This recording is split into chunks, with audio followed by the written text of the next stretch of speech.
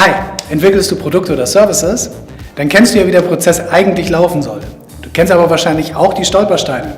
In Meeting-Marathons sitzen, viele Stakeholder haben, kein klares Ziel oder keinen klaren Fokus und ganz häufig, dass am Ende ein Produkt bei rauskommt, was nicht ganz so ist, wie es eigentlich gedacht wurde.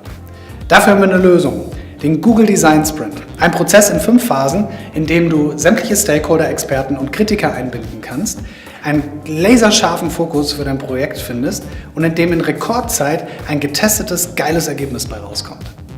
Und weil das so gut funktioniert, arbeiten Airbnb, Medium, Slack, Google Ventures, Google, Lego und so weiter, unglaublich viele Unternehmen heutzutage mit diesem Prozess. In den letzten 2 Jahren haben wir gelernt, was ein Design Sprint braucht, um auch auf Unternehmensseite erfolgreich zu sein. Und daraus haben wir ein 2,5-Tage-Training entwickelt. In diesem Training lernst du, wie du die richtigen Rahmenbedingungen für einen Design Sprint setzt, wie du alle Schritte und Übungen anmoderieren kannst, wie du mit schwierigen Workshop-Teilnehmern umgehst und das alles basierend auf unserer Praxiserfahrung mit Weiterentwicklungen und Hacks, die dir helfen, das Ganze erfolgreich auf Unternehmensseite umzusetzen.